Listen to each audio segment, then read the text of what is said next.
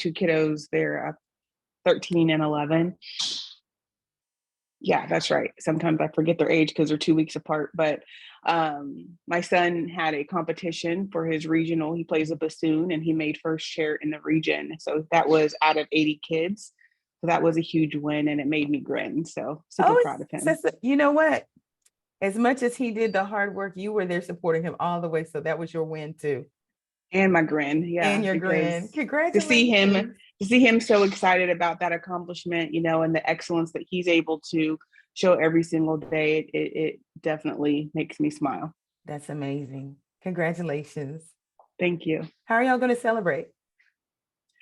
It's hard because my husband and both of my kids all have birthdays in November, so we're celebrating all month long.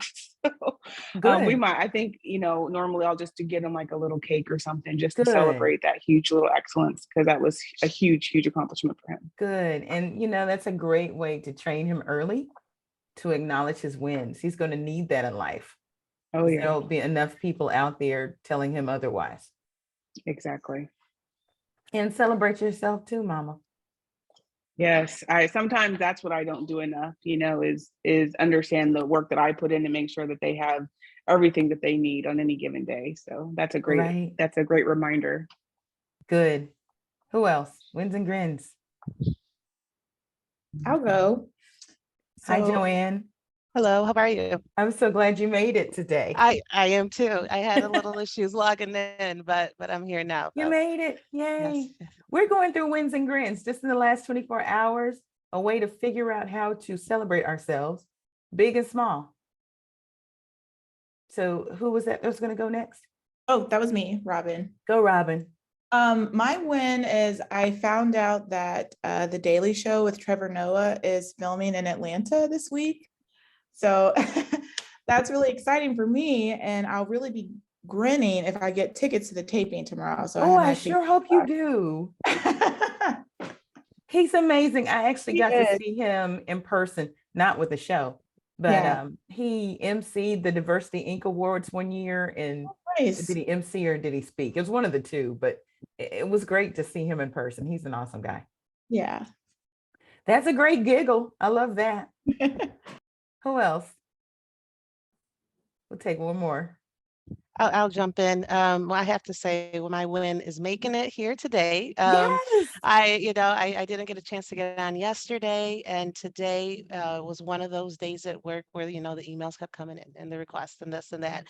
And I was listening. I did listen to the call from yesterday, and you mentioning, you got to take your time. You got to take the time for you. And I had some kid after school activities as well that I had to shift around. But I even if I was going to be 10 minutes late, I was going to be here. So excellent. I'm really glad to be here. I'm excited after listening to the call yesterday. And good. Well, you know what? This is a great place to stop. We're going to actually have 3 newbies today. I don't know if Adrian has made it on, but Joanne, why don't you take some time to introduce yourself to the group? Sure. So my name is Joanne Jans. I am in Texas, actually in Grand Prairie, right outside of Dallas. I did not know that. You're local. Yeah. So, and I had first was introduced to Coach El Michelle on the mid-level manager symposium a few weeks ago. And I just after hearing you speak, and I had to get more, right? So that's why I'm here today. But I work corporate data governance for Citibank. That's not really a big passion, data cleanup for me, really. I am more into kind of entrepreneurial work, business startups. I also did some journalism, magazine layout, those type of things before I went into finance. And I also have a small business here in the Tarrant County, helping seniors at home, so in-home senior care. Awesome. I have 3 little ones. Were you the one that you were quality senior? Yeah, quality. I didn't know who you were. So I was like, identify yourself, please. Yeah. And I was trying to respond. I couldn't figure out how to respond in the waiting room. So I was like, let me log out and fix my name before they think someone's trying to sneak in. So thanks for doing that. Welcome, Joanne. We actually had Adrian pop on. Adrian, great to see you. I'm glad you could make it. We're introducing the 3 of you that didn't make it yesterday. We're going to go to Jocelyn. really quickly on the West Coast. We finally have the West Coast represented. So Jocelyn Wright McLemore, based out of San Diego, currently head of Total Rewards at Zapier. I work with my friend Michelle. She's my partner in crime here. And I've been in HR for about 18 years now. And before that, had a career in like government, as well as in the cargo and cruise shipping industry. So I've bounced around a little bit, and my company fortunately provides a leadership coaching program. And so that's how I got connected with Michelle very early in my time here at Zapier. And yeah, it's been really great to have you, Michelle, here, just guiding me on my leadership journey. Yes, and she just had a little bambino. Oh yes, and my little one just celebrated her 1-year birthday a couple of weeks ago, and she was the result of a 3-year IVF journey. So definitely very blessed that we have her, and very much like you, Joanne, juggling the after daycare dinner things that happen in the evening. So I'm happy. We have a lot of parents here of little ones. Y'all get it then. We have some with some big ones. Jamie has some big ones. And so does Joy. And so does Keisha. Keisha's got some big ones too. But we got some babies up in this joint. Yeah. It's pretty cool. Yeah. We saw one of them yesterday. Samantha's little one came on. There she is. Hey, Samantha. Hi. You said hi to me earlier, but hi again. Hi, everybody. So Adrienne, welcome. Why don't you introduce yourself? Yes. Okay. Thank you for having me. I'll jump and say, mine is not little or big, kind of in the middle. So yeah, we've got middle school and grades to do this week. So had my mommy had fussing, like, what we doing? Sixth grader. But again, Adrienne Williams, excited to be here. I'm a diversity director for a general construction company. So I've been in this space about 15 to 20 years of doing business diversity on the contracting side of assisting and supporting small minority women-owned businesses, kind of in both public and private government contracting, or just contracting sector in general. So I've been doing that a while, and slowly trying to somebody knows you, I think. Paula says hi. Look in the chat. Yeah. Before I went to the dark side and private sector, I actually learned an awful lot from Paula Spivey at Dallas Community College. Again, working in diversity. That's where I actually got started, at the community college. And Paula was all that in a bag of chips, super badass even back then. But I love it. So yeah, I saw her name, so excited. And so yeah, that's a little bit about me. And you're local too, right? Yes, I'm in Dallas. That's right. Okay. DFW push through. Well, we just started with Wins and Grins. Every time we meet, we're going to celebrate things that make us smile, just to get the positive emotion going, and also get a touch of gratitude going too. It always puts us in the right state of mind. Now, I know some of you that are joining us today, you've been able to watch yesterday's session. If you haven't, feel free just to follow along and catch up later. But we're going to talk about our values. Part of your assignment yesterday was to work through the goals motivator, hidden treasures. And how many of you, well, let me just ask you this. How was it for you? Anyone jump in? Okay, Michelle has a thumbs up. Give me more. Yeah, it was good. I know we've done it before in like our coaching sessions, but I kind of changed my approach to it this time. Okay. I started with the reason, or like originally it's like getting to that next level, but it's like that thing that I need to work on to get to the next level, which is working on improving like strategy, thinking strategically, and then executing on that strategy. Did you align your goal with your search for peace and productivity? Yes, I did. Okay, good.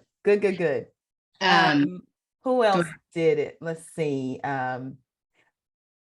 Jamie, what did you learn about yourself?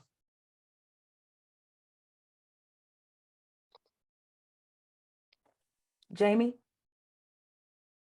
No, Brittany. Sorry.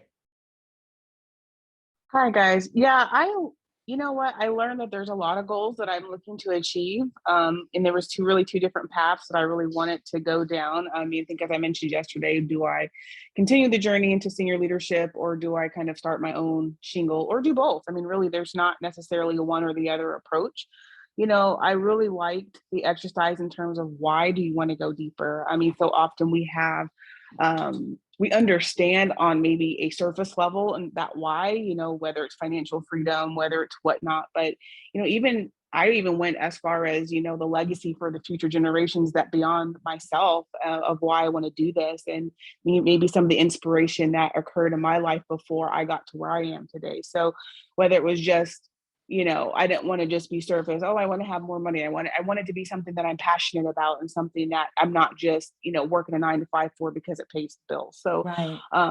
For me, that's really was a huge takeaway and a win for myself, and also a way to connect on a deeper level, in terms of entrepreneurship, even just with my husband, and, a way for us to connect on a deeper level. So that was really a cool takeaway for me when I really stopped to think about it instead of just saying, yeah, this is something I want to do. Good. Let me ask you this. From the time you started to the time you completed that sheet, had your motivation increased or decreased, or was it the same? Definitely, I would say increased, because I was able to take the time to dig deeper, to go why, okay, you want financial freedom. Why do you want the financial freedom to do that? What is that going to gain for you? And then I'm like, man, because I feel like where I'm at in my life, I don't want to be, I already think 5 to 10 years ahead kind of what I want to do, but I don't want to waste that time, or wait, because it's a waste until something happens. My kids get older, or until this happens, or whatever, until life gets easier, but it never does. Something always comes up. So really what it allowed me to do is, man, I don't want to waste any more time. I really need to figure out a way to get started now. Right. So it seems like it's a really exploratory process for most people. Here's what I'd like for you to do. If you have your journals handy, take a look at that sheet if you were able to complete it yesterday.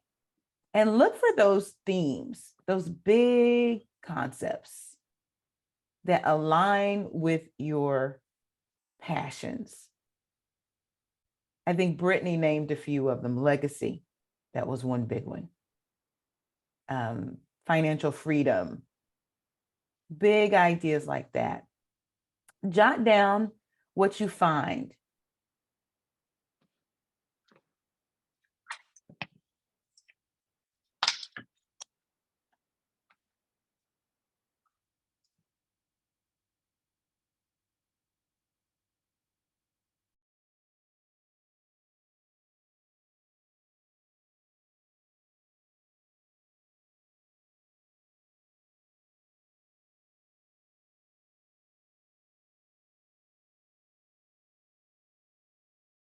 When you finish, just raise your hand icon.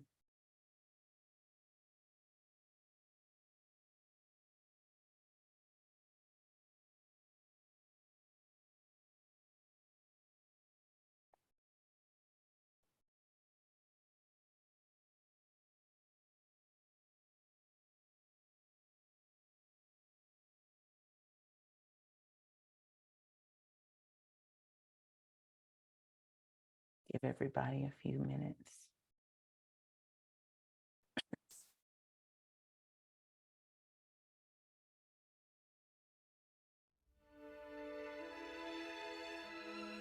Randy with the smiley face. Positive emotion. I'll take it. I couldn't find the hand.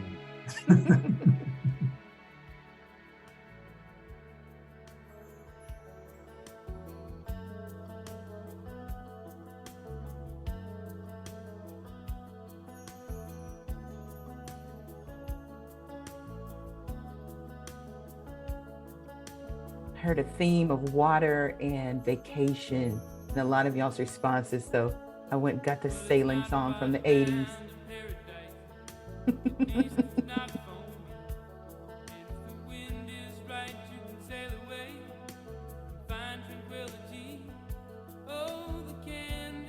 I was telling Eva and some of the ones that came early, 80s soft rock is my road tripping music. Like, a long drive is a great way to get peace for me, right? And then turn on the 80s soft rock too. Yeah. All right, let's start with Eva. Eva, what did you discover? I wrote down that I need to prioritize my goal. And I don't think I had been doing that. Okay, so let's dig underneath that. Why is it important to you? Let me see. I think I wrote that down too. So my goal was to make money as a full-time writer, to that be my prime source of income and the way that I spend my time. So it's important to me because it is my favorite thing to do, and I always feel, I can't even say that I always feel happy when I'm finished, but I always feel something when I'm finished, right? And it's when you're kind of just moving through the day doing things that you have to do, it feels great to be doing something that I want to do, and it's also something that sustains me financially. So I think I just want to prioritize that. So what do you call that feeling? You use the word happiness, but I also heard you describe almost a sense of accomplishment. Did I hear that correctly? I wrote down fulfillment. Fulfillment. Because it's not always like a happy feeling. It's like when you finish your drink after you finished your meal kind of thing. Like I'm good for the day. Okay. Write down the word fulfillment. That's one of your values. That's one of your motivators. Okay. Keisha, you have your hand up. What big theme did you see jump out at you? My themes were freedom, alignment, and unfiltered. Okay. Okay. All right. Freedom. Tell me what your goal is. My goal is to be able to, the freedom to be unfiltered and still generate income to reach my goals. Okay. I like that. All right. Good. So those three things you can rest assured are values and motivators for you. Joanne. Yeah, I can hear. Okay, I'll make sure my mute is off. Yeah, so I did learn a bit more about myself. It all really kind of came back down to being present in my life and enjoying every piece of it, everywhere I do, whether that's work, it's family, So my goal was task prioritization for success. I got a lot of different buckets, a lot of balls in the air.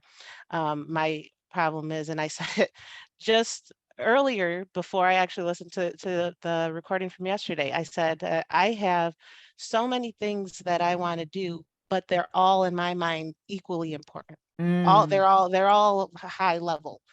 So it's really difficult to identify which one I should put down for the day, which one I should focus on. So that was my goal, the task prioritization for success. But following the flow, the why, it all really came down to, like I said, being present in my life overall, good human being, right? And then also, enjoying the things that I do, and accomplishment, like I feel it kind of all in my mind, those all kind of come together. And, I don't want anything to be, oh, well, you just have too much on your hands, so you can't do that. Like, if it's been presented to me, if it's here, I feel it's for a reason, and there's a way that I can work it out. So what does being present give you? Peace. Peace. Peace. It gives me peace, and I guess that maybe I wouldn't say acceptance. It gives me peace and not the anxiety of what's next. I have a problem with, I'm on this call right now, but I'm thinking about what's next. Right. So that's that presence. Yeah. So I'm hearing a couple different values here. Peace, of course, and then you also said accomplishment. Good. Who else had their hand up? Randy? Yep. Hey. Hi. So what were the things that jumped out at you? So I noticed, you know, in life, the deeper you connect with people, the more dangerous it gets. And especially, so that's usually the case with family, people who are really close to your life. You know, most people can navigate a casual relationship or business acquaintance or something like that, but when it's day to day, constant, when it's a mother, it's a child, those kind of things, being able to navigate through that without any fear seamlessly is like the last big objective of my life is interpersonal relationships. That's deep. So what does that give you? What will it give you? What will it bring you? Well, I love growth and I love adventure. Okay. Right. And if those things bog you down, if you are fearful of the people closest to you, it really starts to hamper the places you can go in your life, right? Because it presents sort of an emotional scarcity. So. Okay. Growth, adventure. Did I hear fun?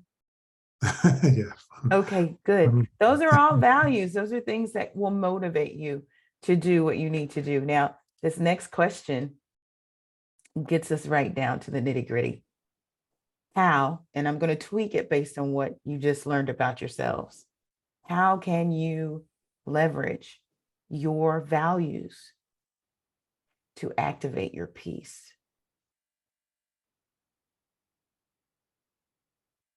And that's one we can start to discuss now, but I do want you to take away and think about.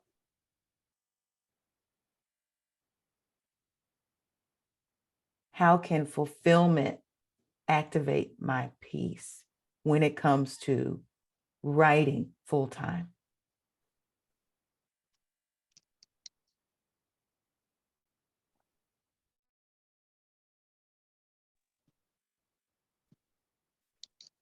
And the way the question is asked right here, the way it's posed, you can ask yourself this: what is the steps that I can take now that I know my values in order to activate my peace? That's another way to look at it.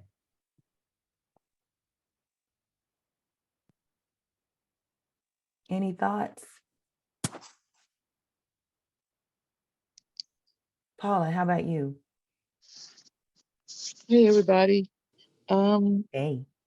I'm sorry, I was writing notes here. I think for me, because we've done this exercise, the first thing I wrote down is make the tough choices, and have the tough conversations, where people, place, or things that do not add or stifle my peace. And whatever that looks like. And I think it's, for me, and now it's like having the courage to have those tough conversations of this is counter to everything that adds to my peace. So yeah, having those tough conversations or decisions. What were a few of your values, or a couple of them? Hold on. Sorry, right. One of them was peace.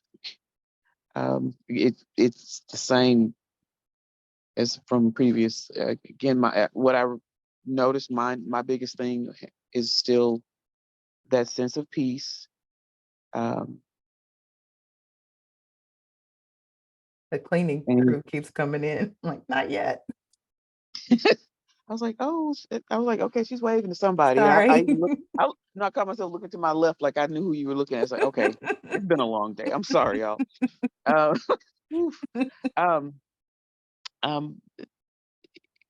Again, it's same thing as like peace, integrity, and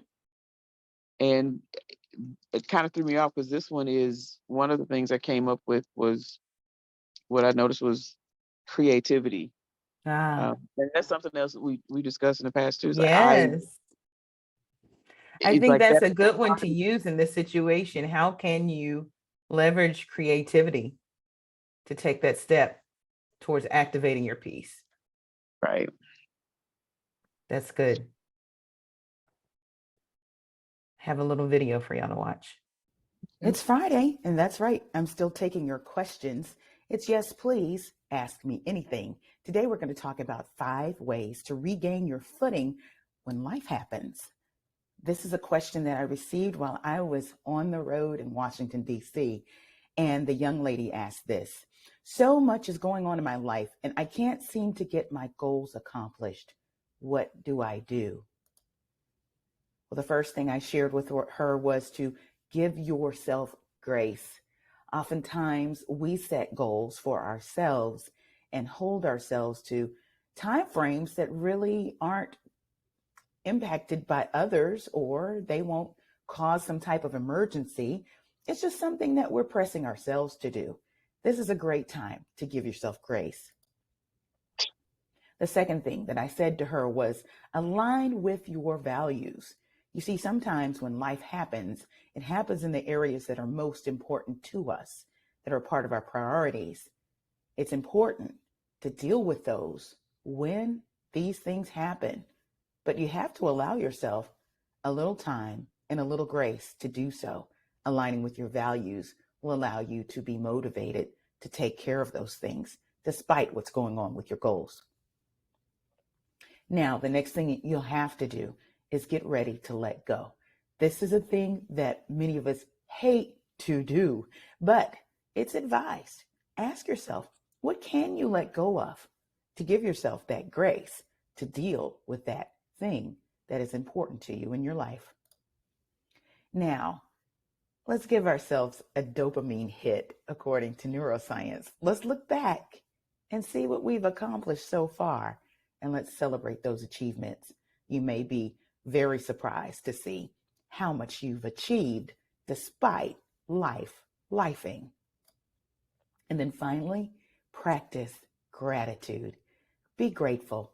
Be thankful for what you've been able to do and the ability to take care of what's going on in life.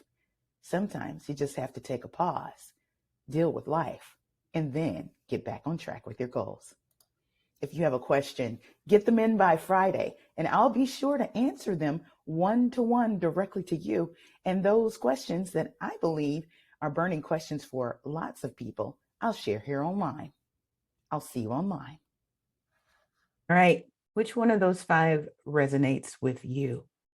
Anyone? Jocelyn's laughing. I got a call on you. Yeah, and you and I have talked a little bit about some of the transition that's happening in my life, but definitely give yourself grace resonated with me. I've always held a very high bar for myself, and I thought that I would I didn't think it would be a seamless transition to like working parenthood, but I thought it would be easier than it actually is. And didn't we all? And so much changed at work during this period of time, and just like so much has changed and evolved in my life that I'm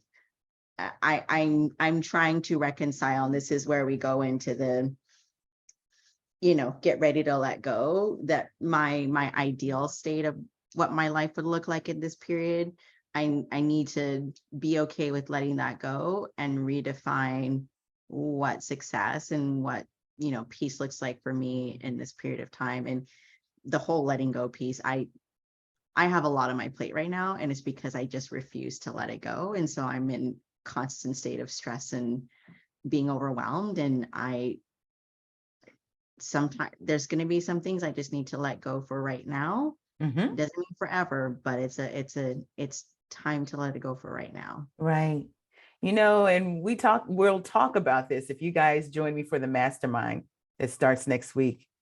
Some of you already know this approach. It's the 4 Ds. We talked about the 4 Ds, some of you. Yeah. And one of those Ds has a lot to do with letting go. Well, a few of them do. Anybody else? One of these 5 ways resonate with you? Hey, Jamie. Good to see you. I'll share, Michelle. Go ahead, Robin. I really liked I think it was the last answer about remembering what you've already accomplished. I think for me, I do that a lot because you're so focused on everything you have to do and everything that's ahead of you, you forget, oh, but I already did all of this, you know, in the midst of dealing with all of life's challenges. So I thought that one really hit me kind of hard. And you know, you were one of maybe 3 people yesterday that talked about so many things swirling. Either you were having problems prioritizing, even Joanne talked about this. Everything seems top line important. Yeah. Eva, you talked about so many things swirling. I want to challenge you ladies and ask you, what can you let go of? That's one for your journal. Here's another video. Get to a clear mind. Sometimes you just have to walk away from it. Give yourself a pause. Allow yourself to walk away from the problem or the project or whatever it is. Clear your mind and come back, and you'll find you'll have better focus. Resist the inclination to solve the problem with the same approaches that you would in the past or borrowing from something that you know. It's a great way to keep your mind stuck. Throw those things away. Try a new approach. It may seem a little scary, but it will get you further faster. And your solution has more of a chance of being spot on than it would if you relied on something you already knew. Yes, please ask me anything. Get your questions in by Friday. So sometimes letting go of something and giving yourself grace is a quick way to clear your mind. I do have to ask, why is it so difficult to let go of several things instead of focusing on one or two? For those that are struggling with this, not everybody's struggling with it.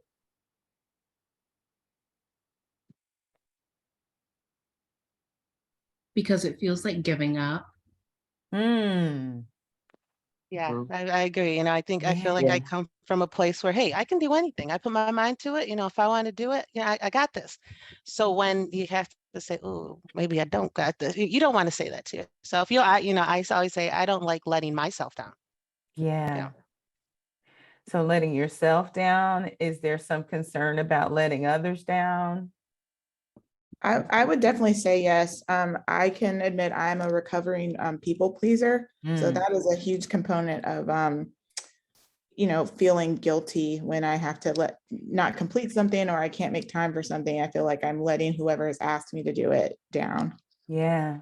We talked about how grief and fear can be underneath all of these things, and fear of letting someone down or yourself down or grieving that I didn't take care of it.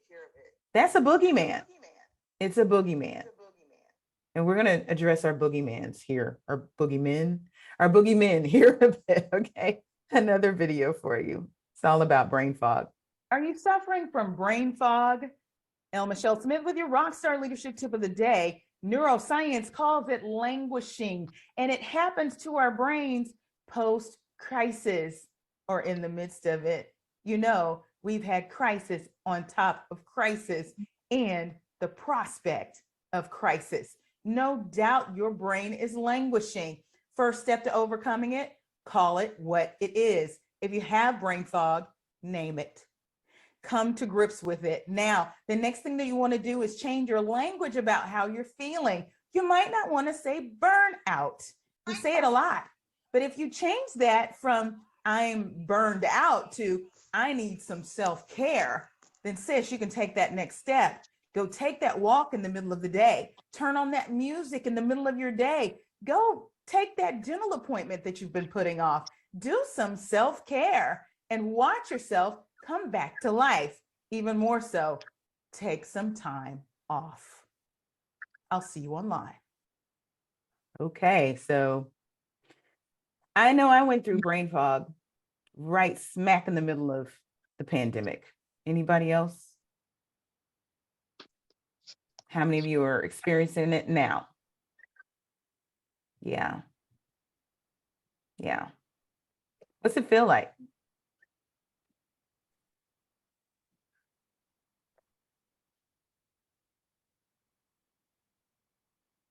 Anybody want to share what it feels like? I feel like I'm stuck in Michelle said quicksand. drowning. Yeah. I feel like I'm in quicksand and I'm trying to get out and I can't. I'm just It's beyond overwhelm for me. You just feel stuck is a word that's overused, but quicksand does make you feel stuck, but you're also drowning. You're sinking. Yeah, I feel that there's go ahead. Almost comes like this sense of, I don't want to say wanting to give up, but I feel like there's so much to do. It's not going to get done. Maybe I shouldn't do anything. It's just kind of like you just get so overwhelmed. It's like, have I lost before I started, my fooling myself with this? So, yeah. Yeah, there is so much going on in my life. By mid-year this year, I had not touched my book. I couldn't.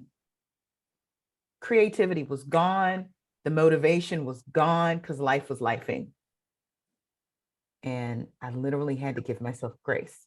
I realized the deadline I'd given myself was the one I'd given myself. And I looked at my values and I said, what's important to me right now? What's really important? And I looked at my values, faith, family, and freedom. My family took precedence. And so I was able to give myself grace. I let go of the book for now. And I focused on my parents and my daughter. I had two things going on at the same time. Crazy. But I felt better about it. I had more peace. I was able to reach for peace after giving myself the grace to say, you know what? The world can wait on this book. I was pressuring myself. Who can identify? I can identify with that one. Yeah. And that's what was really causing the brain fog. I would not let go. So who's ready? What are you going to let go of?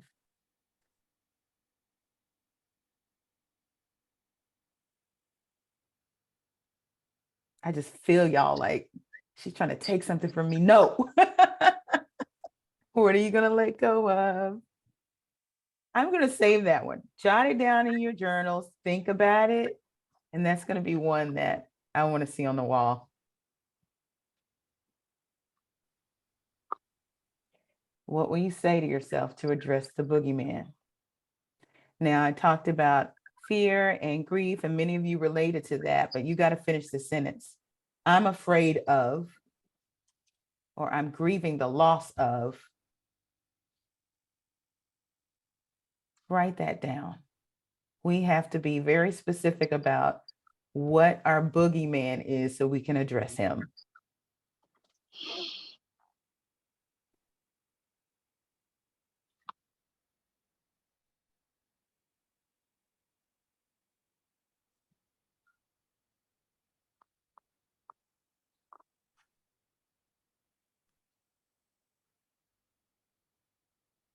Think of this as your anti-goal.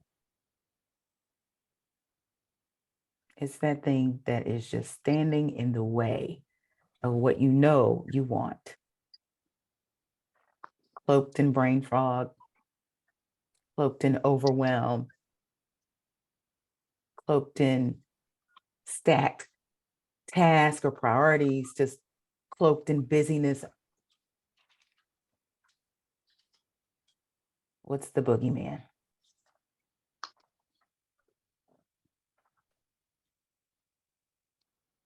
Michelle? Yes. I just want to share this one because I want to record it because I can't write. I'm in motion right now. Okay, good. But it just came to me that I need to let go of the ghost of what I thought I would be at this point in my life. Boy, that's deep. That one.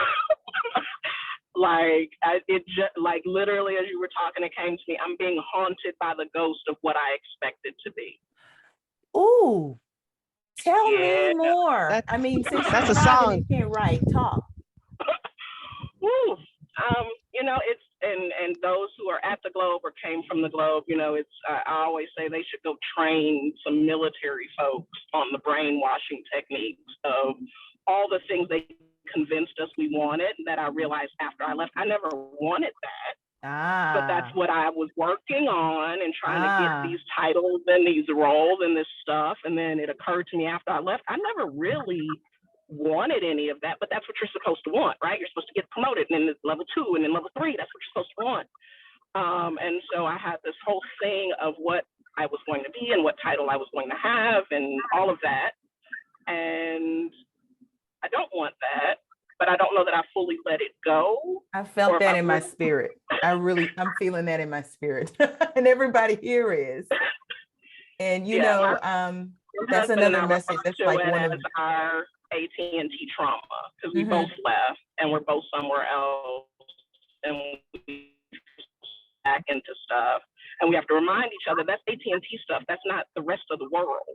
No. Like we're trying to apply all of that stuff to this new company and new roles and new stuff. And it's like, no, let that go. That's their and you stuff. know, you can fill in the blank for any company, especially of that size. The cultures are very similar. They may be different in their own ways, but you can get swept up. And that is actually one of the messages that I've been dealing with. In fact, the ELC fellows that are here, they heard me talk about knowing your value as a hero in the narrative, because you get other people speaking your value into you that have no clue, and you'll be on a whole different rabbit trail. Before you know it, burnt out, mad, wondering what happened to you. And then you say, I don't even know that I wanted that anyway. So yes, I feel that. I don't even, some kind of way, I got some kind of writing tool on my cursor and I have red marks all over my, you just went there with me. That was good. Okay. All right. So let's work with that a little bit more, Jamie. What's the boogeyman in that?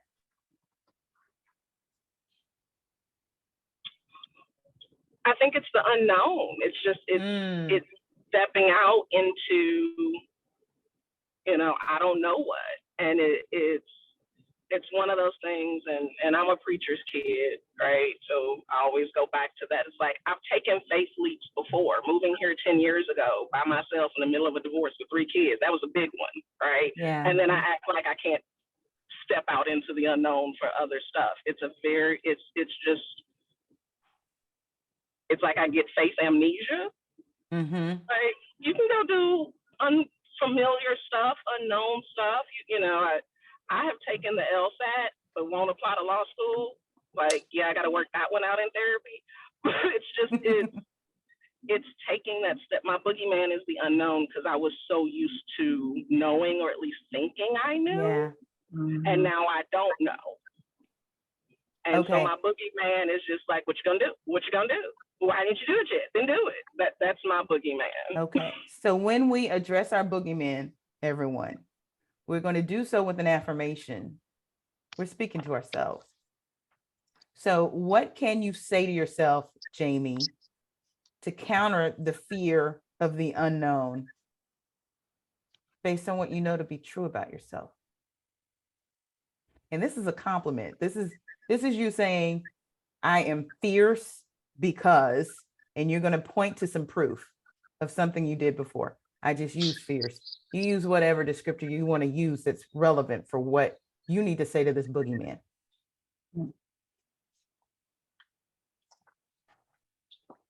I'll let you sit with that. Anybody else have thoughts about their boogeyman and what you need to say to that boogeyman?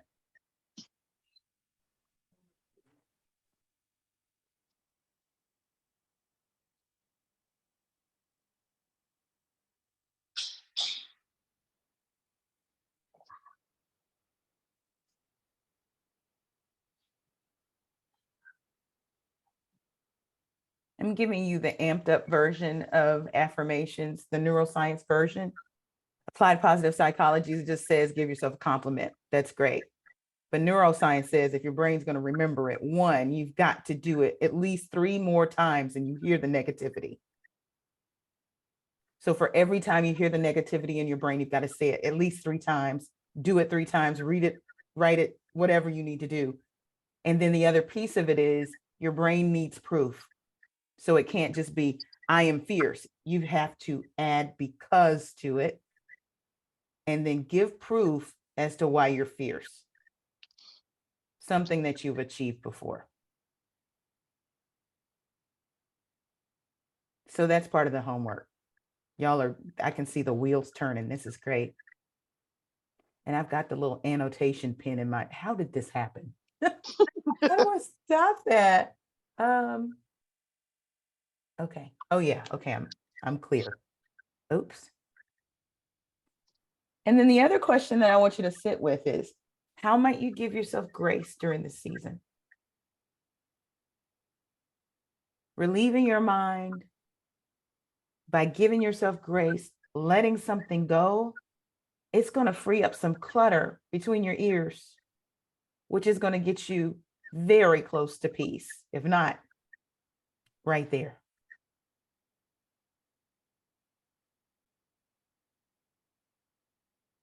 Joy. How are you going to give yourself grace in this season?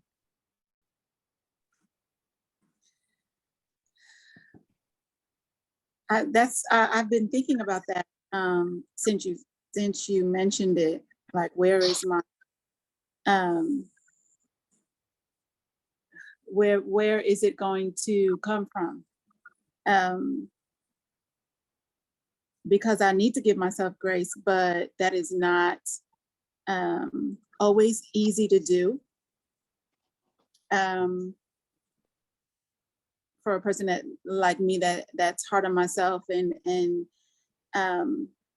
going back to, being able to let go of something. And, we were talking about, feeling like quicksand. It feels like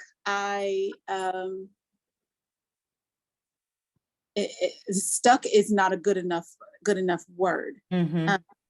So being able to give myself grace is something that I am going to have definitely work on. Okay. All right. Well, give that some thought. Mm-hmm. Give those journals a workout, Joy. Yeah. You've got them. Start to use them. Yeah, I got 9. Let's see. Eva, how are you going to give yourself grace in this season? I am going to try not to demand perfection from myself all the time. Because it makes me end up spending time on things that aren't necessarily as important. They're not at the top of my priority list, but no matter how far down things are, I need them to be perfect. So I end up wasting time on things that aren't, moving me towards that fulfillment. Perfection is a great way to lock into paralysis. There's the analysis paralysis, where you just overthink it because it's got to be perfect. And you spend so much time thinking you don't spend any time doing. Is that what I'm hearing? I spend time doing, but just the wrong things, and not necessarily wrong things. They do need to be done, but they're not high on my priority list.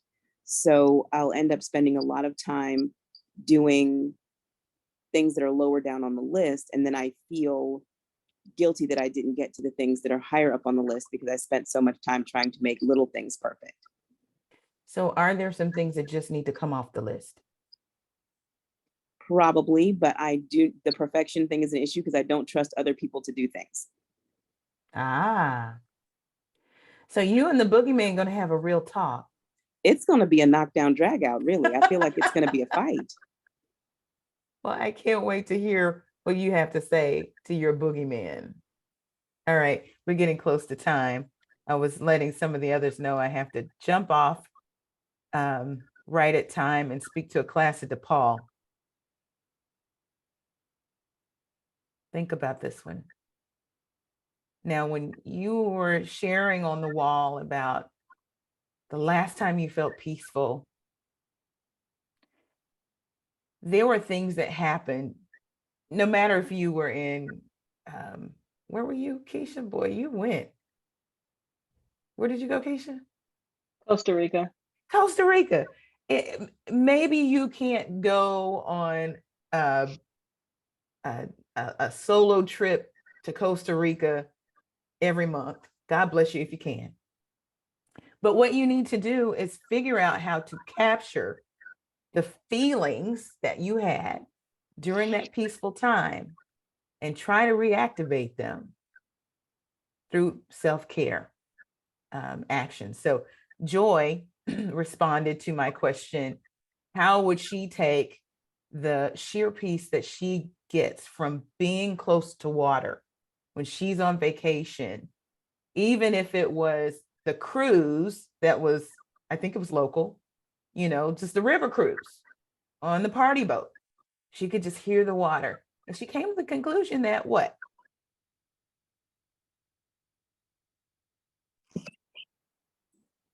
That was that was good enough. And it was, even though it wasn't an entire vacation and it was only an hour and a half, that was enough. And I could pull from that and coast on that until I can get to my vacation. Right. And she even said, well, even if I can't get to the cruise, the little cruise on the river, I might just get myself a sound app. Yep. It makes me feel the same way. Yeah. That's the way I want you to look at this, okay? If I can get a little piece of Cabo, and when I say Cabo, it doesn't even have to, you may decide to put a hammock in your backyard, Keisha. Maybe one you won't fall out of. That was funny. I already bought one. I have it in my closet. Good, good. So you see how and there's a little person. She's adorable. Oh my goodness. Okay, I'm thoroughly distracted. Write down in your journals as well what self-care habit. Notice the word habit, not just one time. You're going to figure out how to work this into your daily, weekly, monthly routine. It needs to be sustainable. Okay, so we have 1, 2, 3, 4, 5, 6, 7, 8, 9, 10, 11, 12, 13, 14 people. Great. So they're going to be 7 accountability partnerships. Okay, I'm going to assign you today. You're going to reach out to your assigned accountability partner and discuss your answers to today's questions. That requires that you write something down so you have something to say, right? Okay, so let me start pairing you up. Let's go. Gosh, I guess I'm the 14th person. Wait, 2, 3, 4, 5, 6, 7, 8. Yeah, so one of the groups is going to have 3. Okay. Randy, Joy, and Joanne, you'll be the group of 3. Okay. So it's up to you to figure out how to reach each other. And of course, you've got Slaynet. You can DM each other if you want to. Okay.